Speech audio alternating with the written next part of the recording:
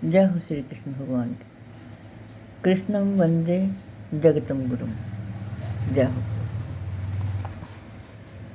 परम चेतन ईश्वर जीव से इस मामले में समान है। भगवान तथा जीव दोनों की चेतनाएं दिव्य हैं। यह चेतना पदार्थ के संयोग से उत्पन्न नहीं होती, ऐसा सोचना भ्रांति मूलक है। भगवत गीता इस सिद्धांत को स्वीकार नहीं करती कि चेतना भौतिक संयोग की किन्हीं परिस्थितियों में उत्पन्न होती है। यह चेतना भौतिक परिस्थिति के आवरण के कारण विकृत रूप से प्रतिबिंबित हो सकती है। जिस प्रकार रंगीन कांच से परिवर्तित प्रकाश उसी रंग का प्रतीत होता है, परंतु भगवान की चेतना भौतिकता से प्रभावित नहीं होती। भगवान कहते हैं, मय्याध्यक्षेण प्रकृति। जब वे इस भौतिक जगत में अवतरित होते हैं तो उनकी चेतना पर भौतिक प्रभाव नहीं पड़ता। यदि वे इस तरह प्रभावित होते तो दिव्य विषयों के संबंध में उस तरह बोलने के अधिकारी ना होते, जैसा कि भगवत गीता में बोलते हैं। भौतिक कर्म से ग्रस्त चेतना से मुक्त हुए बिना कोई दिव्य जगत के विषय में कुछ नहीं कह सकता। अतः भगवान भौतिक दृष्टि से कलुषित दूषित नहीं है, परंतु हमारी चेतना अभी भौतिक कलमश से दूषित है। भगवत गीता शिक्षा देती है कि हमें इस कलुषित चेतना को शुद्ध करना है। शुद्ध चेतना होने पर हमारे सारे कर्म ईश्वर की इच्छा अनुसार ही होंगे और इससे हम सुखी हो सकेंगे। ऐसा नहीं कि हमें अपने सारे कार्य बंद कर देने चाहिए, अपितु हमें अपने कर्मों को शुद्ध करना चाहिए और शुद्ध कर्म भक्ति कहलाते हैं। भक्ति में कर्म सामान्य कर्म प्रतीत होते हैं, परंतु वे कलुषित नहीं होते हैं। एक अज्ञानी व्यक्ति भक्त को सामान्य व्यक्ति की भांति कर्म करते देख सकता है, किंतु ऐसा मूर्ख यह नहीं समझता कि भक्त या भगवान के कर्म अशुद्ध चेतना या पदार्थ से कलुषित नहीं होते हैं। वे त्रिगुणातीत होते हैं। जो भी हो, हमें यह जान लेना चाहिए कि अभी हमारी चेतना कलुषित है। जब हम भौतिक दृष्टि से कलुषित होते हैं तो हम बुद्ध कहलाते हैं। मिथ्या चेतना का प्रकाट्य इसलिए होता है कि हम अपने आप को प्रकृति का प्रतिफल उत्पाद मान बैठते हैं। यह मिथ्या अहंकार कहलाता है। जो व्यक्ति देहात्म बुद्धि उत्पाद में मान बैठते हैं, यह मिथ्या अहंकार कहलाता है। जो व्यक्ति देहात्म बुद्धि में लीन रहता है वह अपनी स्थिति स्वरूप को नहीं समझ पाता। भगवत गीता का प्रवचन देहात्म बुद्धि से मनुष्य को मुक्त करने के लिए ही हुआ था और भगवान से यह सूचना प्राप्त करने के लिए ही अर्जुन ने अपने आप को इस अवस्था में उपस्थित किया था। व्यक्ति को देहात्म बुद्धि से मुक्त होना चाहिए। अध्यात्मवादी के लिए प्रारंभिक कर्म कार्य यही है। जो बंधनों से छूटना चाहता है, जो मुक्त होना चाहता है, उसे सर्वप्रथम यह ज्ञान जान लेना चाहिए कि वह शरीर नहीं है। मुक्ति का अर्थ है भौतिक चेतना से स्वतंत्रता। श्रीमद् भागवत में भगवान में भी मुक्ति की परिभाषा दी है। मुक्ति हितवान रूपम रूपेण व्यवस्थिति है। मुक्ति का अर्थ है इस भौतिक जगत को कलुषित चेतना से मुक्त होना और शुद्ध चेतना में स्थित होना। भगवत गीता के सारे उपदेशों का मंतव्य इसी शुद्ध चेतना को जागृत करना है। इसलिए हम गीता के अंत में श्री कृष्ण को अर्जुन से यह प्रश्न करते पाते हैं कि वह विशुद्ध चेतना को प्राप्त हुआ या नहीं। शुद्ध चेतना का अर्थ है भगवान के आदेशानुसार कर्म करना। शुद्ध चेतना का यही सार है। भगवान का अंश होने के कारण हम में चेतना पहले से ही रहती है, लेकिन हम में निष्कृष्ट गुणों द्वारा प्रभावित होने की प्रवृत्ति पाई जाती है, किंतु भगवान परमेश्वर होने के कारण कभी प्रभावित नहीं होते। परमेश्वर तथा शूद्र जीवों में यही अंतर है। यह चेतना क्या है? यह चेतना है मैं हूँ। तो फिर मैं हूँ क्या है? कलुषित चेतना में मैं हूँ का अर्थ है कि मैं सर्वे सर्वा हूँ, मैं ही भोगता हूँ। यह संसार चलायमान है, क्योंकि प्रत्येक जीव यही सोचता है कि वही इस भौतिक जगत का स्वामी तथा सृष्टा है। भौतिक चेतना के दो मनोमय विभाग हैं। एक के अनुसार मैं ही सृष्टा हूँ और दूसरे के अनुसार मैं ही भोगता हूँ, लेकिन वास्तव में परमेश्वर सृष्टा और भोगता दोनों हैं। और परमेश्वर का अंश होने के कारण जीव ना तो सृष्टा है न भोगता है, वह मात्र सहयोगी है।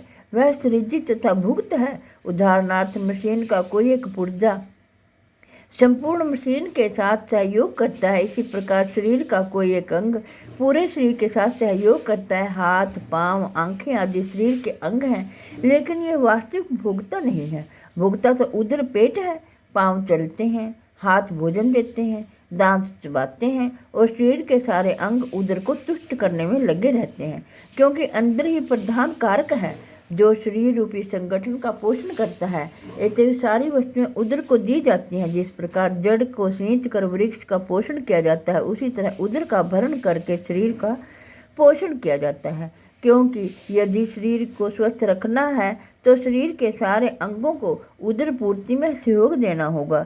इसी प्रकार परमेश्वर ही भोक्ता तथा सृष्टा है और हम उसके अधीनस्थ जीवात्माएं उन्हें प्रसन्न रखने के निमित्त सहयोग करने के लिए हैं। इस सहयोग से हमें लाभ पहुंचता है, ठीक वैसे ही जैसे उदर द्वारा सृजित भोजन से शरीर के सारे अंगों को लाभ पहुंचता है। यदि हाथ की उंगलियां यह सोचें कि मैं उदर को भोजन न देकर स्वयं ग्रहण कर लें, तो उन्हें निराश होना पड़ेगा। सृजन तथा भोग के केंद्र बिंदु परमेश्वर है और सारे जीव उनके सहयोगी हैं। सहयोग के द्वारा वे भोग करते हैं। यह संबंध स्वामी तथा दास जैसा है। यदि स्वामी पूर्णतया तुष्ट रहता है तो दास भी तुष्ट रहता है। इसी प्रकार परमेश्वर को तुष्ट रखना चाहिए।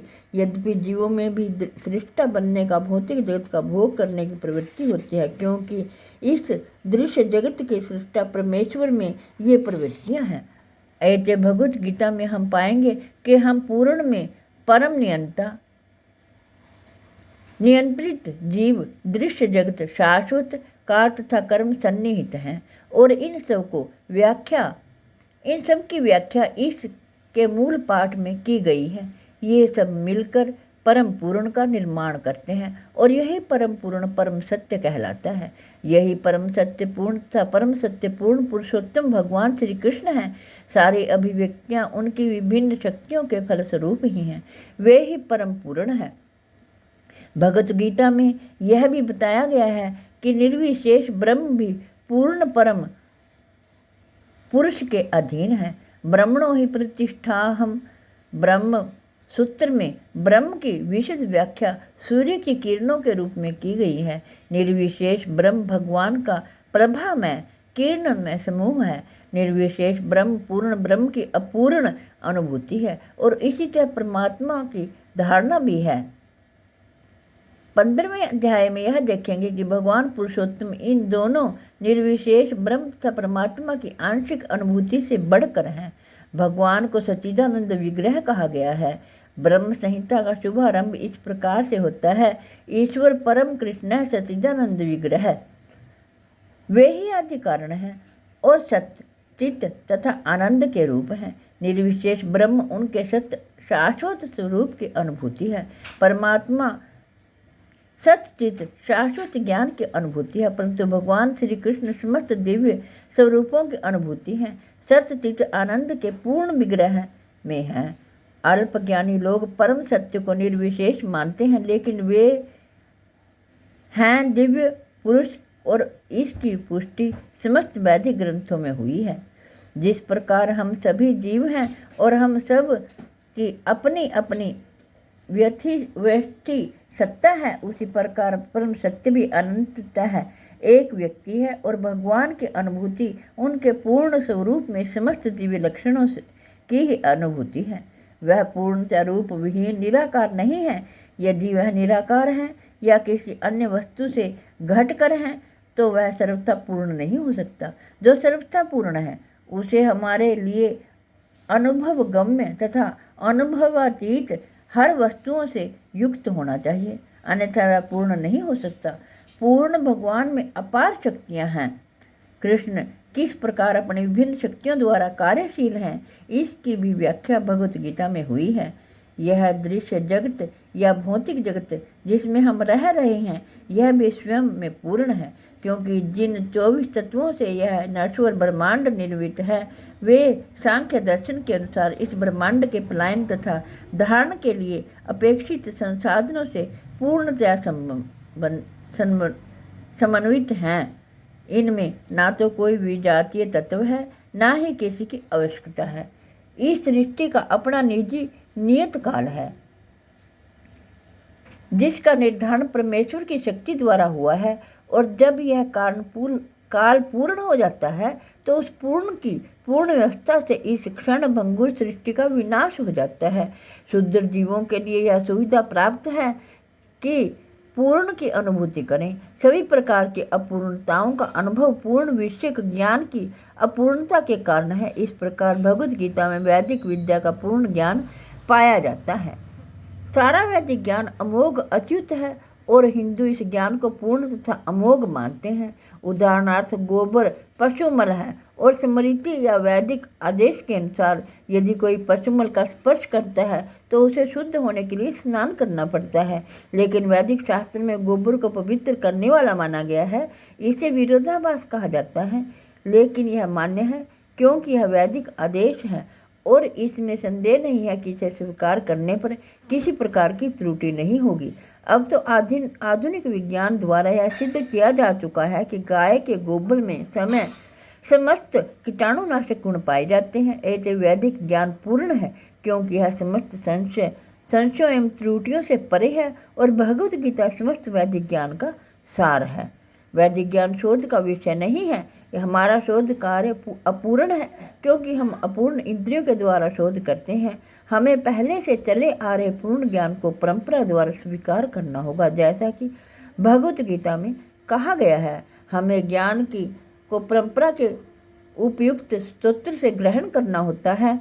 जो परंपरा परम आध्यात्मिक गुरु साक्षात भगवान से प्रारंभ होती है और गुरु शिष्यों की यह परंपरा आगे बढ़ती जाती है। जय हो श्री कृष्ण भगवान की।